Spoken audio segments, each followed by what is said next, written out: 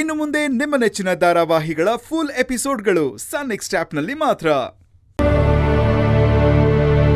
ಯಜಮಾನ್ರೆ, ತಗೊಳ್ಳಿ ತಿಂಡಿ.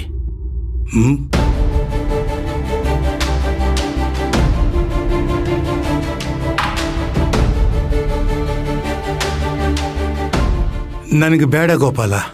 ನಿನ್ನೆ ರಾತ್ರಿಯಿಂದ ನೀವೇನೂ ತಿಂದಿಲ್ಲ ಯಜಮಾನ್ರೆ. ಹೀಗೆ ಆದರೆ ನಿಮ್ಮ ಆರೋಗ್ಯ ಹಾಳಾಗುತ್ತೆ. ಸ್ವಲ್ಪನಾದರೂ ತಿನ್ನಿ ಯಜಮಾನ್ರೆ. ಬೇಡ ಅಂತ ಹೇಳಿದ್ನಲ್ಲ. ಯಾಕೆ ಯಜಮಾನ್ರೆ, ಹಸುವಾಗ್ತಾ ಇಲ್ವಾ? ಹಾಗೇನಿಲ್ಲ ಗೋಪಾಲ, ಇವತ್ತು ವ್ರತ ಮಾಡ್ತಾ ಇದ್ದೀನಿ, ಅದಕ್ಕೆ ಬೇಡ ಅಂದೆ. ಬೇಕಿದ್ರೆ ಒಂಚೂರು ಹಣ್ಣು ಹಂಪಲು ಇಲ್ಲಾಂದ್ರೆ ರವೆ ಗಂಜಿ ಕೊಟ್ಬಿಡು. ಅಲ್ಲ ಯಜಮಾನ್ರೆ, ಹುಷಾರಿಲ್ದಿರುವಾಗ ಈ ವ್ರತ ಎಲ್ಲ ಯಾಕೆ ಮಾಡ್ತೀರಾ? ಗಂಜಿ ಕುಡಿದ್ರೆ ಹೊಟ್ಟೆ ತುಂಬುತ್ತಾ? ಅದು ಅಲ್ಲದೆ ನೀವು ಮಾತ್ರೆ ತಗೋಬೇಕು ಯಜಮಾನ್ರೆ. ಒಂದು ಹೊತ್ತು ತಿನ್ಲಿಲ್ಲ ಅಂದ್ರೆ ಏನೂ ಆಗಲ್ಲ, ನೀನು ಹೋಗು. ನನಗೆ ಗೊತ್ತು ಯಜಮಾನ್ರೆ, ನೀವು ಯಾಕೆ ಬೇಡ ಅಂತ ಇದ್ದೀರಾ ಅಂತ. ಗೊತ್ತಾಯ್ತಲ್ಲ, ಪದೇ ಪದೇ ಯಾಕೆ ಹೇಳ್ತೀಯ? ಹೋಗು.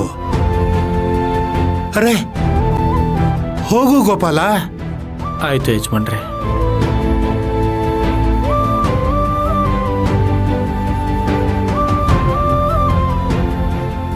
ಏನ್ ಮಾಡೋದು, ಯಾರ ಕಷ್ಟ ಏನು ಅಂತ ಒಂದು ಅರ್ಥ ಆಯ್ತಾ ಇಲ್ಲ. ಗೋಪಾಲ, ತಾತ ತಿಂಡಿ ಮಾಡಿಲ್ವಾ? ತಿಂಡಿ ಅಷ್ಟೇ ಅಲ್ಲ ಚಿಕ್ಕ ಯಜಮಾನ್ರೆ, ರಾತ್ರಿ ಊಟನೂ ಮಾಡಿಲ್ಲ. ಯಾಕೆ ಅಂತ ಕೇಳಿದ್ರೆ ವ್ರತ ಮಾಡ್ತೀನಿ ಅಂತ ಸುಳ್ಳು ಹೇಳ್ತಾರೆ. ಯಾಕೆ ಹೀಗೆ ಮಾಡ್ತಿದ್ದಾರೆ? ಭೂಮಿಯವ್ರು ಮಾಡೋ ಅಡುಗೆ ಅವ್ರಿಗೆ ತುಂಬ ಇಷ್ಟ ಆಗ್ಬಿಟ್ಟಿದೆ ಚಿಕ್ಕ ಯಜಮಾನ್ರೆ. ಬೇರೆ ಯಾರೇ ಅಡುಗೆ ಮಾಡಿದ್ರು ಅವ್ರಿಗೆ ರುಚಿ ಹತ್ತಲ್ಲ. ನಿಜ ಹೇಳಿದ್ರೆ ಎಲ್ಲಿ ಬೇಜಾರು ಮಾಡ್ಕೋತಾರ ಅಂತ ಅದಕ್ಕೆ ಈ ಥರ ಸುಳ್ಳು ಹೇಳ್ತಾರೆ.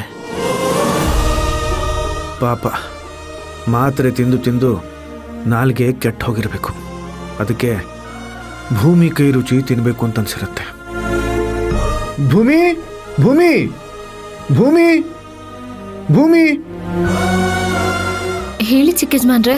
ನೋಡು, ನಿನ್ನಿಂದಾನೇ ನಮ್ಮ ತಾತ ಏನೂ ತಿಂತಾ ಇಲ್ಲ. ನಾನೇನ್ ಮಾಡ್ದೆ ಚಿಕ್ಕ ಯಜಮಾನ್ರೆ? ನೀನು ಅಡುಗೆ ಮಾಡ್ತಿಲ್ಲ ಅಂತ ಅವರು ಏನೂ ತಿಂತಾ ಇಲ್ಲ. ನೀನು ಚೆನ್ನಾಗಿ ಅಡುಗೆ ಮಾಡಿ ಮಾಡಿ ಅವ್ರಿಗೆ ನಿನ್ನ ಕೈ ರುಚಿ ಹತ್ತಿಸ್ಬಿಟ್ಟಿದ್ಯಾ. ಈಗ ನೀನು ಅಡುಗೆ ಮಾಡಿದ್ರೇನೆ ಅವ್ರು ತಿಂತಾರಂತೆ.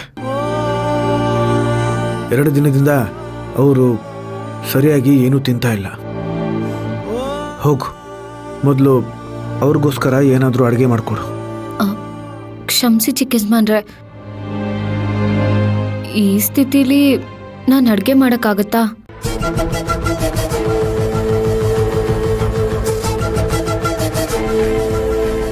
ಓ, ಇದಾ ನಿನ್ನ ಸಮಸ್ಯೆ? ಯೋಚನೆ ಮಾಡಬೇಡ, ನಾನಿದ್ದೀನಿ. ಈ ಥರ ಪರಿಸ್ಥಿತಿಲಿ ನನಗೆ ಅಡುಗೆ ಮಾಡೋಕ್ಕಾಗಲ್ಲ. ನೀವು ಹೇಗೆ ಮಾಡ್ತೀರಾ ಚಿಕ್ಕ ಯಜಮಾನ್ರೆ? ನಿನಗೆ ಅಡುಗೆ ಹೇಗೆ ಮಾಡೋದು ಅಂತ ಗೊತ್ತು, ನನಗೆ ಅಡುಗೆ ಹೇಗೆ ಸಹಾಯ ಮಾಡೋದು ಅಂತ ಗೊತ್ತು. ನೀನು ಹೇಳ್ತಾ ಹೋಗು, ನಾನು ಅಡುಗೆ ಮಾಡ್ತಾ ಹೋಗ್ತೀನಿ.